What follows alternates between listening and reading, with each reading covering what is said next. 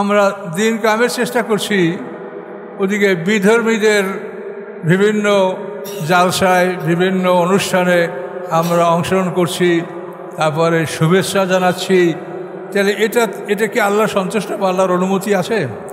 শুভেচ্ছা কাকে বলে? শুভযোগ ইচ্ছা শুভেচ্ছা, মানে আপনি একটা লোকের কাজকে পছন্দ করেছেন, এই জন্য তাকে আপনি এনকারেজ করলেন, উৎসাহিত করলেন যে না সাবাস তুমি ভালো করছো, তোমার জন্য আমরা এই করি বা সেই করি ইত্যাদি, এটা শুভেচ্ছা। এটা তো একটা হারাম কাজের ব্যাপারে, যেখানে সরাসরি শিরকের ব্যাপার, এটা তো সম্ভব না। আপনাকে ওই কাজগুলোই করতে হবে। বিধর্মীদের ব্যাপারে আল্লাহ কোরআনে যে সুবিধা সুযোগগুলো দিয়েছেন সেগুলি আপনি করেন। বিধর্মীদের সুরক্ষার জন্য আল্লাহ কোরআনে বহু আয়াত নাযিল করেছেন। সূরা তওবার মধ্যে আছে, কোনো মুশরিক, হে রাসূল, কোনো মুশরিক যদি আপনার কাছে আশ্রয় চায় আপনি তাকে আশ্রয় দিন। ওয়াইন আহাদুম মিনাল মুশরিকিনা ইসতাজারাকা ফাআজিরহু। সূরা তওবার প্রথম দিকে আয়াত আছে, হে রাসূল, কোনো মুশরিক যদি আপনার কাছে আশ্রয় চায়, এটা হলো এজাইলাম, মানে রাজনৈতিক আশ্রয়, ফাআজিরহু, আপনি তাকে আশ্রয় দিন। তারপরে হাত্তা ইয়াসমা কালাম আল্লাহ, সে যেন আল্লাহর কালাম শুনতে পায়, এভাবেও ব্যবস্থা রাখেন। কালাম শোনার পরে যদি সে মোমেন হয় তো আপনার থেকে আর যাবে না, আপনার কেন থাকবে। যদি মোমেন না হয়, ইসলাম গ্রহণ না করে, সুম্মা আবলিগহু মা আমানাহু, আপনি তাকে তার নিরাপদ স্থানে পৌঁছিয়ে দেন। সে মুশরিক, এই জন্য তাকে আপনি এমন জায়গায় ছেড়ে দিয়েন না যে অন্যরা পেয়ে তাকে মেরে ফেলবে। সুম্মা আবলিগহু মা আমানাহু, আপনি তাকে পৌঁছিয়ে দেন তার নিরাপদ স্থানে। সরাসরি আল্লাহ কোরআনে বলছেন, এটা মুশরিকদের অধিকার। এভাবে মুশরিকদের দেবদেবীকে গালি দিতে আল্লাহ নিষেধ করেছেন। ওয়ালা তাসুব্বুল্লাযীনা ইয়াদউনা মিন দুনিল্লাহি ফায়াসুব্বুল্লাহ আদওয়াম বিগাইরিহিম। আল্লাহ বলেন, আল্লাহ ছাড়া অন্যদেরকে যারা পূজা করে তোমরা তাদের দেবদেবীকে গালি দিও না। যদি দাও তাই ওরাও তোমার আল্লাহকে গালি দিবে। হ্যাঁ, তুমি আমার ভগবানকে বলছো, তোমার আল্লাহকে আমি বলবে। কাজে তোমরা তাদের দেবদেবীকে গালি দিও না। এই সমস্ত আয়াত দ্বারা বোঝা যায় যে বিধর্মীদের ধর্ম পালন করার বিষয়টা ইসলাম সম্পূর্ণ এর সুযোগ তাদেরকে দিয়েছে, যে তারা তাদের মতে ধর্ম পালন করবে, কিন্তু সেখানে তাদের নিরাপত্তা দেওয়া হলো রাষ্ট্রের কর্তব্য, যে তারা নিরাপদে যেন তাদের কাজগুলি করতে পারে। কিন্তু তাদেরকে সাহায্য করা, শুভেচ্ছা জানানো, এগুলি তো আল্লাহ শরিয়াতে কোথাও নাই। এগুলি আমরা কেন করতে যাচ্ছি অতিরিক্ত? তাহলে আমরা যদি দিনের লাইন থেকে ডিরেইল হয়ে যাই তাহলে আমাদের দ্বারা কোনো উপকার হবে না। দিন কায়েম এটা কোনো মানুষ দলে বেশি হইলেই যে দিন কায়েম হবে তা না। এটা আল্লাহ যখন ইচ্ছা করবেন তখন অনেক ছোট দল বড় দলের উপরে জয়যুক্ত হয়েছে, এটা আল্লাহ করতে পারে। গণতান্ত্রিক সিস্টেমে কোনোদিন দিন প্রতিষ্ঠিত হবে না, তার কারণ গণতন্ত্রের কথাই হলো মেজরিটি। আপনি মেজরিটি অর্জন না করলে আপনার কিছু না, আপনার মূল্যই নাই। এইসব ফরজ বিধানগুলি আমরা কোরআন আলোচনা না করলে আমরা কোথায় পাবো বলেন? এখন কোরআনের আলোচনা কি হয় কি না হয় সেটা নিয়েই তো আমি বিতর্কিত, আর তো আর কোনো অপরাধ আমার নাই। আমি আপনাদের মতো রোজা, নামাজ, হজ, জাকাত, কোরবানি সব কিছু, আমি কি আপনাদের থেকে কোনো ব্যতিক্রম কিছু করি যে আমি নূতন কিছু করছি? বা আমি কি কোনো শরিয়াতের বিধান কি কম করছি যেটা আপনারা করেন আমি করি না? তাহলে আমার সাথে আপনাদের শত্রুতা কোথায় সেটা বলেন। আমি যদি রাসূলের হাদিস না মানি, আমি যদি রাসূলের আনুগত্য না করি, তাহলে আমি আপনাদের সাথে মিলেমিশে সব একসঙ্গে কাজ আমি কীভাবে করছি তাহলে বলেন? তা আসলে আপনারা যুক্তিও শুনবেন না, তর্কও শুনবেন না। আমি যদি হাজারো জবাব দেই আপনারা আবার হাজারো প্রশ্ন খাড়া করবেন। করেন এই পৃথিবী খুব বেশি সময়ের জন্য না। আমরা সবাই আলিমুল গাইব বা শাহাদাত, যিনি উপস্থিত অনুপস্থিত সব কিছু জানেন, তার কাছেই আমরা সমবেত হব এবং হিসাব দিতে বাধ্য থাকব।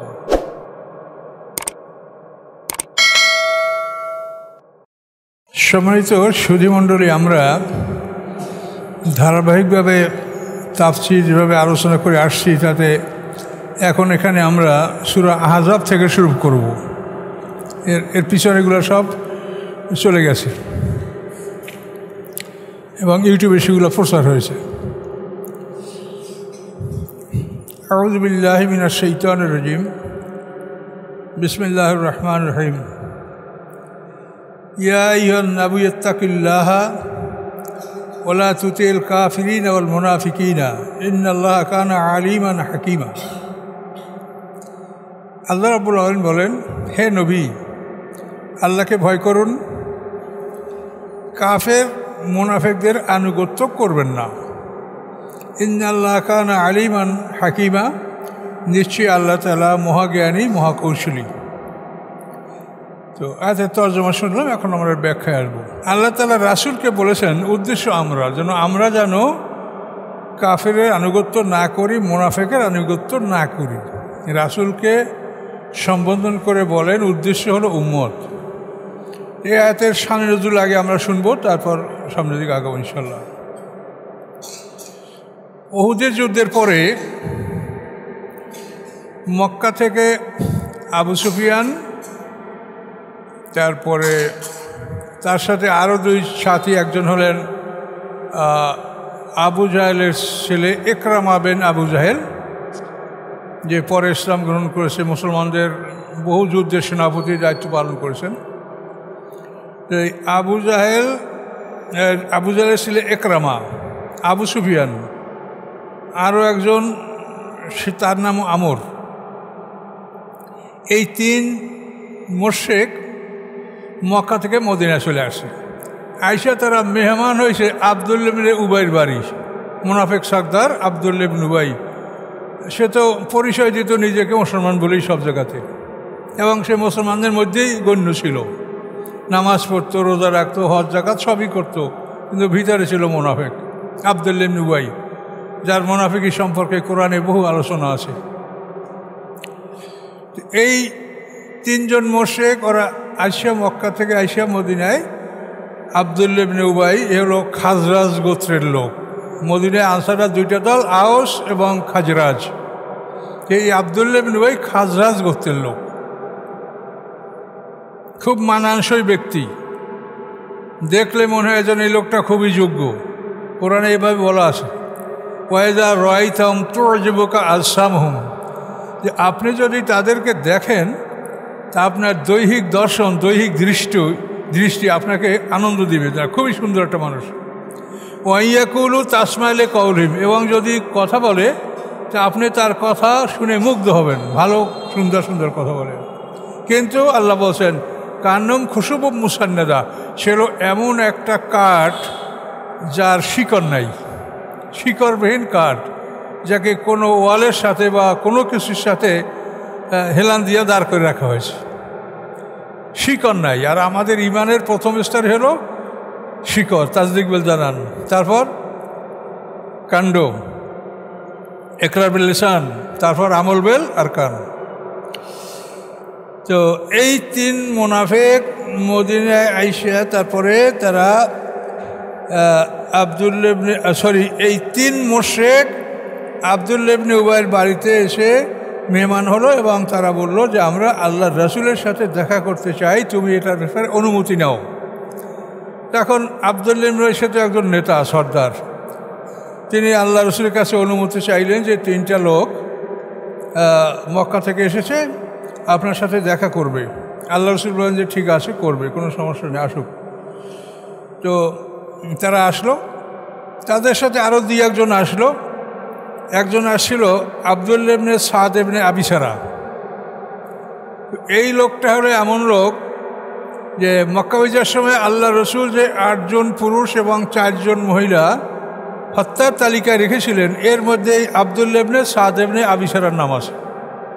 এই মহাজ্ঞানী লোক কাতেবে হয়েছিল, কিন্তু মোরতাদ হয়ে গেছে। তো এই লোকটাকে হত্যার তালিকা রাখা হয়েছিল, কিন্তু মক্কা বিজয়ের দিন হযরত ওসমান গনি রাদিয়াল্লাহু তাআলা আনহু তাকে আশ্রয় দিয়েছেন। ওসমান গনি রাদিয়াল্লাহু দুধ ভাই হয় এই লোকটা, তাকে মক্কা বিজয়ে লুকিয়ে রেখেছেন নিজে। পরে আল্লাহ রসুলকে হাজির হইয়া খুব অনুনয় বিনয় করিয়া, হুজুর ইয়া রাসূলুল্লাহ, আমার দুধ ভাই, আপনি তাকে ক্ষমা করেন। এখন আল্লাহ রসুলের 2 কন্যার স্বামী হলো ওসমান জিন্নুরাইন।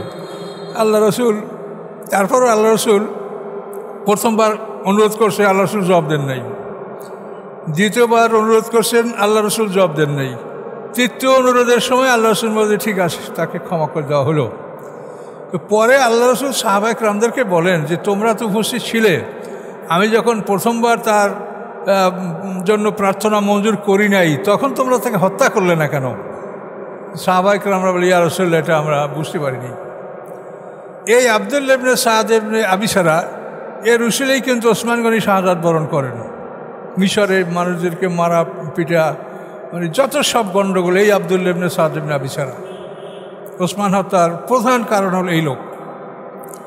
ও সময় এই আব্দুল্লাহ ইবনে আবিসারা এও আবু সুফিয়ানের সাথে আসলো। আর একজন আসলো, তার নাম হল তোমা। এই তোমা হচ্ছে একজন চোর, মদিনায় চুরি করে ধরা পড়ে সে পালাইয়া মক্কায় আসে। তো যেমন মানুষ তেমন তাদের সাথী, এই নিয়ে তারা রাসূল সাল্লাল্লাহু আলাইহি ওয়াসাল্লামের কাছে গেলেন। গিয়া তারা যে কথা বলা সেটা বললেন যে, ইয়া রাসূলুল্লাহ, আমরা আসি আপনার কাছে একটা কথা নিয়ে। সেটা হলো এই যে আপনি আমাদের লাত উজ্জা মানাত এই তিনটা মূর্তি আমরা পূজা করি, এদের সমালোচনা আপনি করবেন না। মানুষকে বলবেন যে এদের ইবাদত যারা করবে হাশরের ময়দানে এরা তাদের শাফাত করবে। আর এটা যদি আপনি করেন তাহলে আমি আপনার এবং আপনার রবের সমালোচনা আমরা করব না। তো এ হলো বাতিলের সাথে আপোষ করার প্রস্তাব। আল্লাহ রাসূল সরাসরি প্রস্তাব তো প্রত্যাখ্যান করলেনই এবং খুব রাগ হলেন। ওমর ফারুক বিষয়টা বুঝতে পেরে বললেন, ইয়া রাসূলুল্লাহ, আপনি অনুমতি দেন ওদেরকে আমি হত্যা করি। আল্লাহ রাসূল বলছেন, না, আমি ওদেরকে অনুমতি দিয়েছি সাক্ষাতের জন্য, ওদেরকে মদিনা থেকে বের করে দাও। বের করে দেওয়া হলো। তারপরে এই আয়াত নাজিল হলো, এই আহজাবের যুদ্ধ, সূরা আহজাব। এটা পঞ্চম হিজরির শেষ ভাগে এই সূরাটা নাযিল হয়েছে এবং আহজাব যুদ্ধটা হয়েছে। তো এখানে আল্লাহর কোরআন এটা হলো ব্যাপক ব্যাখ্যার বিষয়। এখানে দেখে যে কাফের মুশরিকদের কোনো অনুরোধ আল্লাহ রসুল রাখলেন না। এরা এইভাবে আরও বহু অনুরোধ করেছে। আল্লাহ রসুল যখন হেজরে আসওয়াদ চুম্বন করতে গেছেন, ওরা বাধা দিয়েছে যে তুমি আমাদের এই দেবতাদেরকে চুমু না খেয়ে হেজরে আসওয়াদ চুমো করতে পারবে না, আমরা দিব না। আগে তুমি আমাদের দেবদেবীকে চুমো খাবে, তারপর তুমি হেজরে আসওয়াদ চুম্বন করবে। এইসব বিষয় নিয়ে আল্লাহ রসুল খুব চিন্তা ভাবনা করতেন, কিন্তু সাথে সাথে কোরআনের আয়াত নাযিল করে আল্লাহ এগুলি বলছেন যে থেকে আপনি সতর্ক থাকেন, কোনোভাবে যেন তারা আপনাকে এভাবে বিপদগামী করতে না পারে। সরাসরি আয়াত নাযিল করে আল্লাহ এগুলো বলেছে। তো এই যে মূলনীতি যে বাতিলের সাথে আপোষ করা হারাম, কোরআনে পরিষ্কার ভাষায় বলা আছে, ওয়াদ্দু লাউ তুদহিনু ফায়ুদহিনুন। তারা চায় যে আপনি যদি নমনীয় হন তাহলে তারাও নমনীয় হবে। কিন্তু শরিয়াতের ব্যাপারে নমনীয় হওয়ার কোনো বিধান নাই। শরিয়াত যা আছে তাই থাকবে। কে মানলো কে মানলো না, কে মুসলমান হইল কি হলো না, এটা দেখার কোনো দায়িত্ব আমাদের উপরে নাই, কারো উপরে না। আল্লাহ বলছেন তোমাদের একমাত্র কর্তব্য হলো যে তোমরা আমার কোরআনের দাওয়াত এটা পৌঁছিয়ে দাও, শুনে দাও তাদের যে আমি কি বলছি। আলাইকাল বালাগ ও আলাইনাল হিসাব।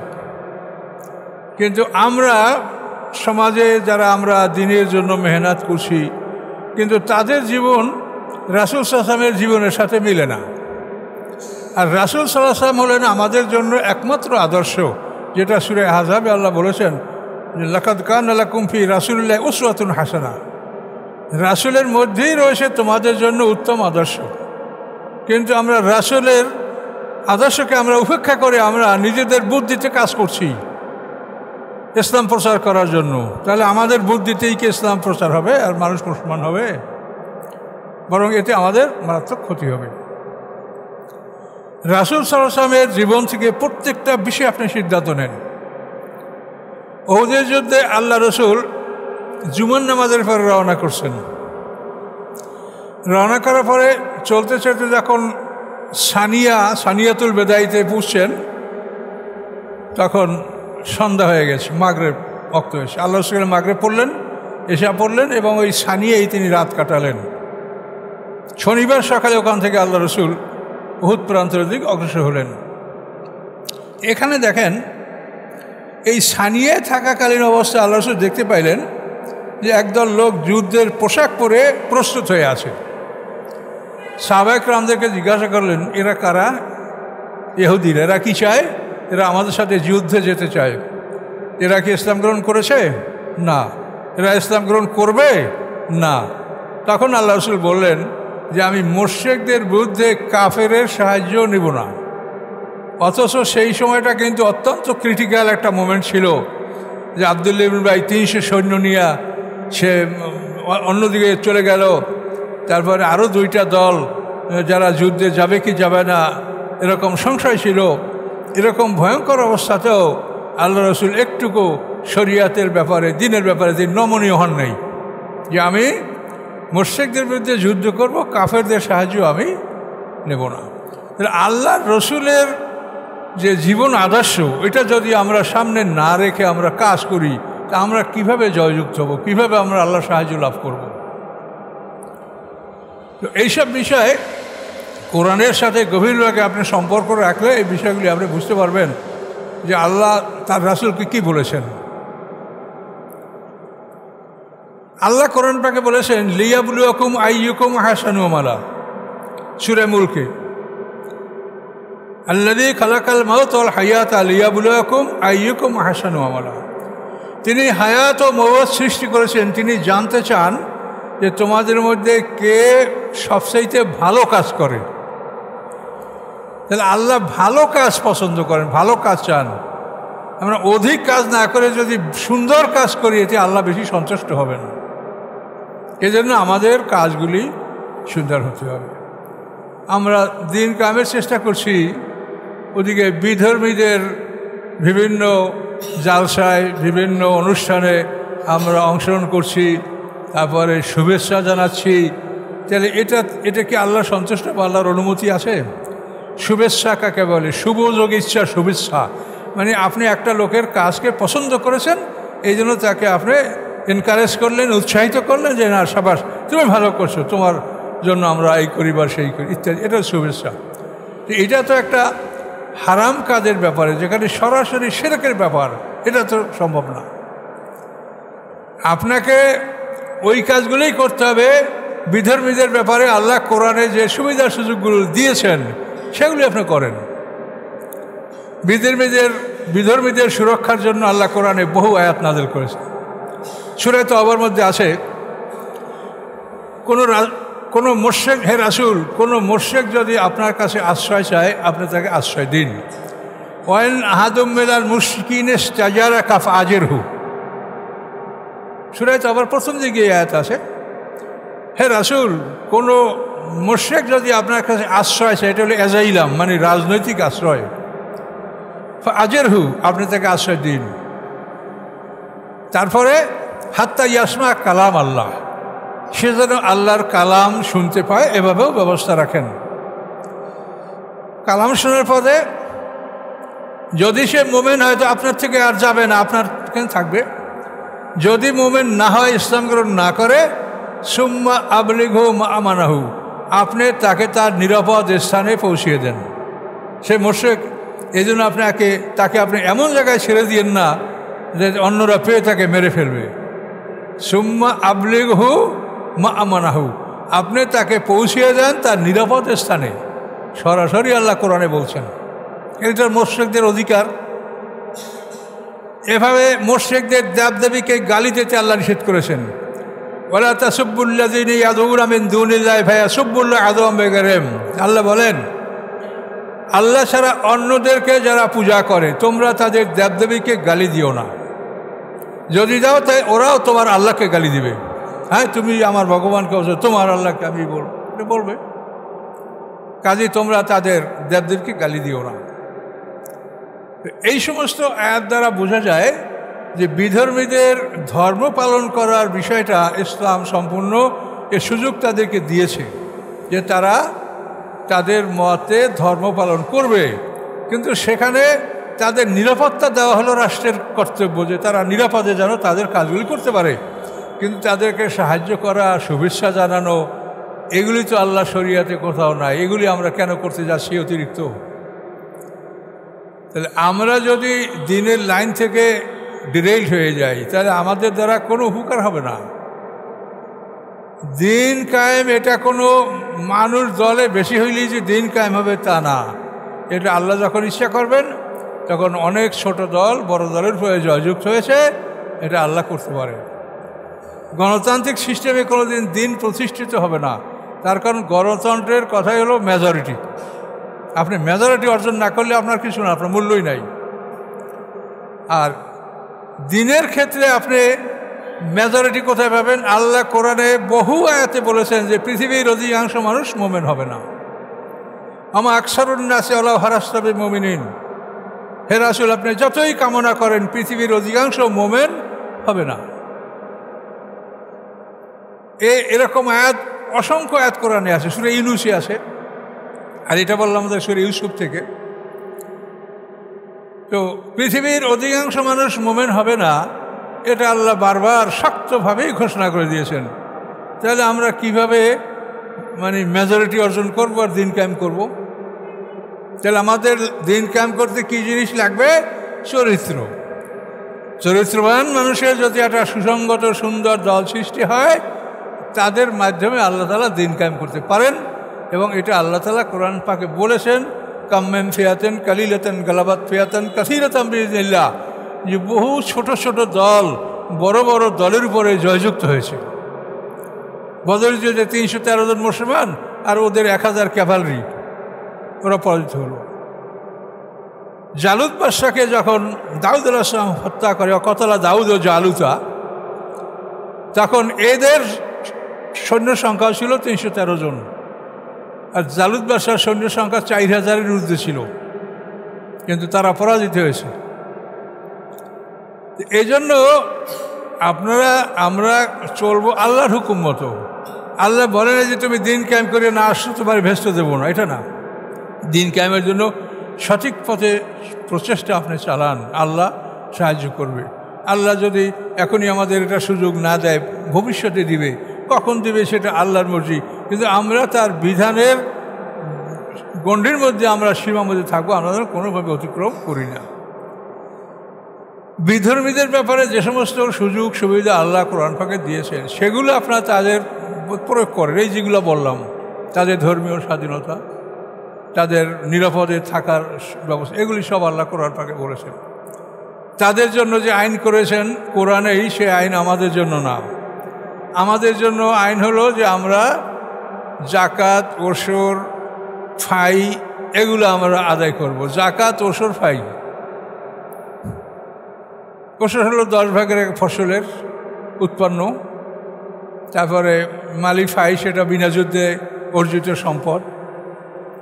তো জাকাত, ওসর, ফাই এটা হলো আমাদের অর্থনীতির মাধ্যম। এক্ষেত্রে কিন্তু আল্লাহ তাআলা হিন্দু মুসলমানের একই আইন করেন নেই। মোরশেদদের থেকে খেরাজ নিতে বা খাজনা নিতে বলা হয়েছে, তোমরা তাদের থেকে নেবা খাজনা। খাজনা দেবে মোরশেকরা, কিন্তু এখন আমরা খাজনা দিচ্ছি। এটা যেহেতু ইসলামিক কানুন না থাকার কারণে আমরা খাজনা দিতে বাধ্য হচ্ছি। আমাদেরকে আল্লাহ খাজনা দিতে বলে নাই, আমাদেরকে বলছে ওসর, জাকাত, ফাই। এইটা 3টা সোর্স, 3টা মাধ্যম অর্থনীতির। এই দেশে যত ব্যবসা প্রতিষ্ঠান, যত মিল কারখানা, এই সবগুলির উপরে জাকাত হবে। এখানে সবগুলির উপরে জাকাত হবে, কিন্তু সেইটা জাকাতের পরিবর্তে তারা ইনকাম ট্যাক্স হিসেবে গ্রহণ করছে। আর যদি জাকাত হিসেবে করা হয়, তাহলে এটা খরচ করার ব্যাপারেও জটিলতা। আল্লাহ যে 8টা খাতে ব্যয় করতে বলেছে, সেই খাতে ব্যয় করতে হবে। এই জন্য আল্লাহ যেভাবে আদায় করতে বলছেন সেভাবে আমরা আদায়ও করি না, যেভাবে ব্যয় করতে বলেছেন সেভাবে ব্যয়ও করি না। এবং এইসব চিন্তা, এগুলি তো ফরজ, এগুলো তো নফল মুস্তাহাব না। এই ফরজ পর্যায়ের বিষয়গুলি আমাদের মাথায় নাই। আমাকে একজনে এমন প্রশ্ন করে, দুঃখ লাগে আর হাসিও লাগে। একজন প্রশ্ন করছেন যে আল্লাহ রসুল কীভাবে খানা খাইতেন। আমি বললাম বাপরে বাপ। আমি বলছি ভাই এই জ্ঞান আমার নয়, আমি আপনার জবাব দিতে পারবো না। মানুষ খাবার খাবে এটা তো আল্লাহ বলেছেন যে হালালান তৈবা কুলু মিম্মা রাযাকাকুমুল্লাহ হালালান তৈবা, তুমি এই পবিত্র এবং বৈধ এবং পবিত্র তুমি বস্তু তুমি খাদ্য গ্রহণ করো, তোমার প্রয়োজন তুমি গ্রহণ করবে। তো এগুলি যে আমাদেরকে লাইনে লাইনে হাদিস থেকে বের করতে হবে এমন চিন্তা তো করা ঠিক না। আপনার জ্ঞান কি করবেন তাহলে? আপনাকে যারা জ্ঞান দিয়েছে, জ্ঞান দিয়ে সৃষ্টি করছে, আফালা তাকুলুন আফালা ইয়াকুলুন, শিশু নির্বার কোরআন এই কথা বলেছে, তারা কি জ্ঞান রাখে না? তোমরা কি জ্ঞান রাখো না? তো জ্ঞানটা আপনি কোথায় খাটাবেন? তো আপনার যেটা এত জরুরি এটা হলো ফরজ, জাকাতটা হলো ফরজ। কাজে এই জাকাতটা আদায় না করে আপনারা সবাই কি দিচ্ছেন? ইনকাম ট্যাক্স, খাজনা। এখানে তো আপনাদের মনে একটুকু চিন্তা আসে না যে এইটা আমরা কি করব। রাসূল আসলাম কখন কি খাইতেন এইটা আপনার জানা লাগবে। এটা জানতে পারলে আপনি জানেন, আমি মানা করি না, কিন্তু এটা তো আপনার কোনো ফরজ অজেব এর আমলের মধ্যে না। এটা তাবারকান যদি জানতে পারেন তো জানবেন। আমরা রাসূলের খাবার দাবার সম্বন্ধে এতটুকু জানি যে তিনি বকরির সামনের পা পছন্দ করতেন, তিনি ছাগলের মাংস দিয়ে খানা খেয়ে উজু করতেন না, কিন্তু উটের মাংস খেয়ে তিনি উজু করতেন। এখানে সাহাবীরা প্রশ্ন করছে যে এই ব্যবধানটা কেন? তখন এটা যেটা উত্তর পাওয়া গেছে সেটা হলো যে উট হলো বড় প্রাণী এবং গরম, এবং তার মাংসে একটা গন্ধ আছে, গোশতের গন্ধ, দস্যুমাত। তো এইটা ছাগলের মধ্যে নাই, এই জন্য এই উটের গোশত খেয়ে আল্লাহ রাসূল উজু করতেন, কিন্তু ছাগলের গোশত খেয়ে তিনি উজু করতেন না। তো এখন এই বিষয়গুলা ফরজ, কিন্তু আমাদের কি হয়েছে এই জাতির যে আমরা ফরজ নিয়ে একবারও কোনো চিন্তা করি না। যে আমাদেরকে জাকাত আদায় করতে বলা হয়েছে এই সব জায়গা থেকেই, এই মিল্ক এগুলো সব ব্যবসা 40 ভাগের 1 ভাগ জাকাত আদায় হবে, এবং আদায়ের পরে এগুলি রাষ্ট্রীয় কাজে। এবং 8টা খাত যেটা কোরআনে বলা হয়, ফুকারা ওয়াল মাসাকিনা ওয়াল আমিলিন আলাইহা ওয়াল মুআল্লাফাতি কুলুবুহুম ওয়াল গারিমিনা ফি সাবিলিল্লাহ ওয়াল রিকাবে, সূরা তাওবার 60 নম্বর আয়াতটা একটু দেখে নেন। ইন্নামা সাদাকাতুল ফুকারা ওয়াল মাসাকিনা ওয়াল আমিলিন আলাইহা ওয়াল মুআল্লাফাতি কুলুবুহুম, তারপরে ফির রিকাবে ওয়াল গারিমিনা ফি সাবিলিল্লাহ ওয়াবনাস সাবিল। যদি ভুল হয় তো দেখে না 60 নম্বর আয়াত সূরা তাওবার। তো এই যে জাকাতের জন্য যে আল্লাহ তাআলা 8টা খাত উল্লেখ করছেন, এইভাবে যদি জাকাত আদায় করা এবং এই খাতওয়ারি ব্যয় করা হয়, তো পৃথিবীতে এক শ্রেণীর লোক সম্পদের পাহাড় করতে পারে না, আর এক শ্রেণীর লোক যে আজীবন ভিক্ষা করবে তাও হতে পারে না। কিন্তু এই আইনকে তারা অ্যাভয়েড করে তারা কি করছে? তারা খাজনা, ইনকাম ট্যাক্স, ভ্যাট এগুলি চালু করছে। হিন্দুরা খাজনা দেবে, আমরাও খাজনা দেবে না, তো আমরা তো খাজনা দেব না, আমরা দেবো ওসর, ওরা খেরাজ দিবে,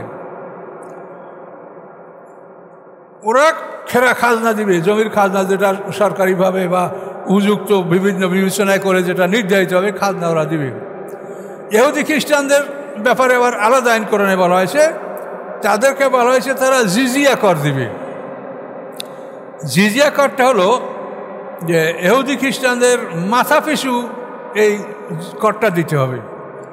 যদি ধনী হয় তাহলে বৎসরে 4 দিনার, আর যদি মধ্যম ফ্যামিলির লোক হয় তাহলে বৎসরে 2 দিনার, 2টা স্বর্ণ মুদ্রা, আর যদি গরিব হয় তাহলে 1টা স্বর্ণ মুদ্রা বাৎসরিক।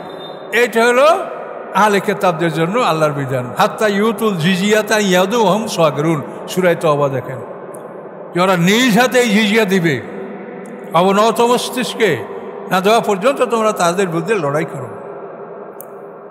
এইসব ফরজ বিধানগুলি আমরা কোরআন আলোচনা না করলে আমরা কোথায় পাবো বলেন? এখন কোরআনের আলোচনা কি হয় কি না হয় সেটা নিয়েই তো আমি বিতর্কিত, আর তো আর কোনো অপরাধ আমার নাই। আমি আপনাদের মতো রোজা, নামাজ, হজ, জাকাত, কোরবানি সব কিছু, আমি কি আপনাদের থেকে কোনো ব্যতিক্রম কিছু করি যে আমি নূতন কিছু করছি? বা আমি কি কোনো শরীয়তের বিধান কি কম করছি যেটা আপনারা করেন আমি করি না? তাহলে আমার সাথে আপনাদের শত্রুতা কোথায় সেটা বলেন। আমি যদি রাসূলের হাদিস না মানি, আমি যদি রাসূলের আনুগত্য না করি, তাহলে আমি আপনাদের সাথে মিলেমিশে সব একসঙ্গে কাজ আমি কীভাবে করছি তাহলে বলেন? তা আসলে আপনারা যুক্তিও শুনবেন না, তর্কও শুনবেন না। আমি যদি হাজারো জবাব দেই, আপনারা আবার হাজারো প্রশ্ন খাড়া করবেন। করেন এই পৃথিবী খুব বেশি সময়ের জন্য না, আমরা সবাই আলিমুল গাইব বা শাহাদাত, যিনি উপস্থিত অনুভূতি সব কিছু জানেন, তার কাছেই আমরা সমবেত হব এবং হিসাব দিতে বাধ্য থাকব। তারপরও আমার বলার, এটা না বললে আমি আল্লাহর কাছে দায়ী থাকবো। এই আইন কানুনগুলো তো আপনার জানতে হবে যে এইভাবে আল্লাহ কোরআনে আইন করে রেখেছে। তো সেখানে আমরা এই আল্লাহর আইনগুলি পালন করছি না। আল্লাহর আইন পালন না করে আমরা আমাদের মত মতো ওই খ্রিস্টানদের যে তৈরি করা বিধান, এগুলি আমরা পালন করছি। তো এই খ্রিস্টানদের বিধান পালনের জন্য আল্লাহ তাআলা আমাদেরকে কঠিনভাবে নিষেধ করেছে। সূরা ফাতিহায় আমাদেরকে, কোরআন পাকের প্রথম সূরায় আল্লাহ বলছেন গায়রিল মাগদুবি আলাইহিম ওয়ালাদ-দাল্লিন, যাদের উপর আল্লাহর গজব হয়েছে তারা হলো ইহুদি, দল্লিন হলো খ্রিস্টান। এই দুইটা দলের পথে মতে তোমরা চলিও না, তোমরা চলবে না, এটা অঙ্গীকার করো। তার কারণ এই ইহুদি খ্রিস্টানরা তারা একটা ধর্মের মালিক। হিন্দুদের ওই রকম কোনো আসমানি কেতাবের ধর্ম নাই। এই জন্য আল্লাহ তাআলা এদের ব্যাপারে সতর্ক করেছেন যে ইহুদিদেরও কেতাব আছে, খ্রিস্টানদেরও আসমানি কেতাব আছে, আর মুসলমানদের আসমানি কেতাব আছে। এই জন্য এই তিনটা দলকে আল্লাহ তাআলা আহলে কেতাব বলেছেন। এই তিন দলের কাছে কেতাব আছে। কিন্তু অন্য কোনো জাতি যারা আছে, ধরেন হিন্দু ধর্ম বা বৌদ্ধ ধর্ম বা জৈন বা অন্য অন্য যা কিছু আছে, বহু ধর্ম আছে, কিন্তু তাদের কাছে কোনো আসমানি কেতাব নাই। এই জন্য আল্লাহ তাআলা মানুষকে এভাবেই উল্লেখ করেছেন যে তোমরা ইহুদি খ্রিস্টান মুসলমান তিনটা তোমরা দল, এবং এই তিন দল মিলে তোমরা একত্রিত হয়ে তোমরা আল্লাহর কোরআনকে প্রতিষ্ঠা করো। এইটা যদি তোমরা না করো তাহলে লাস্তুম আলা শাই, তোমাদের কোনো ভিত্তি নাই। কুলিয়া হালাল কেতাবে লাস্তুম আলা শাই, তোমাদের কোনো ভিত্তি নাই। হাত্তা তুকিমুত তাওরাতা ওয়াল ইনজিলা মা উনজিলা আলাইকুম মির রাব্বিকুম, যতক্ষণ পর্যন্ত তোমরা তাওরাত, ইনজিল এবং তোমাদের ভিতরে যে কোরআন নাযিল হয়েছে এটা যতক্ষণ পর্যন্ত তোমরা প্রতিষ্ঠা না করবে, তখন পর্যন্ত তোমাদের কোনো ভিত্তি নাই। তাহলে আমাদের ভিত্তিই নাই, আর এ ব্যাপারে আমরা চিন্তা করতে পারছি না। আমাদের চিন্তা হলো যেটা করেন সেটা তো আপনারা দেখছেন, সেটা আমার রিপিট করা আমি খারাপ লাগে আমার কাছে। কী নিয়ে তারা চিন্তা করছে? গাদা গাদা কেতাব, আপনি একটা বলবেন তার বিভিন্ন 10 বস্তা কেতাব বাইর করে দেখাবে, এই কেতাবে এই কেতাবে এই কেতাবে, কিন্তু কোরআনের এক লাইন দেখাইতে পারবেন আল্লাহর রহমতে। তো এই জন্য আমি আপনাদেরকে আবার মনে করাই দিচ্ছি যে আপনারা কোরআন থেকে যদি দূরে থাকেন তো পরিণামটা কী হবে? কোরআন থেকে আল্লাহ বলেন, এটা সূরা ফুরকানের সম্ভবত 19 পারায়, যে অকালা রাসূল ইয়া রাব্বি ইন্নাকুম ইত্তাখাযু হাযাল কুরআনা মাহজুরা। হাশরের ময়দানে আল্লাহ তাআলা, হাশরের ময়দানে মুহাম্মদ রাসূলুল্লাহ সাল্লাল্লাহু আলাইহি ওয়াসাল্লাম আল্লাহর কাছে একটা মামলা, একটা অভিযোগ দায়ের করবেন। সেই অভিযোগটা হলো এই, অকালা রাসূল মুহাম্মদ সাল্লাল্লাহু আলাইহি ওয়াসাল্লাম বলবেন, ইন্না কওমি ইত্তাখাযু হাযাল কুরআনা মাহজুরা, নিশ্চয়ই আমার জাতি, তার মুহাম্মদ সাল্লামের জাতি কারা? আমরা, না তার বংশের লোকজন। মুহাম্মদ সাল্লামের জাতি আমরা মুসলমানরা, তার বংশের লোকজন না। তো আল্লাহ রসুল বলেন, ইয়া রব্বে, হে আমার রব, ইন্না কওমি, আমার জাত, আমার জাতি, আমার সম্প্রদায়, ইত্তাখাযু হাযাল কুরআনা মাহজুরা, এই কোরআনকে তারা পরিত্যাগ করেছে, কোরআন তারা গ্রহণ করছে না।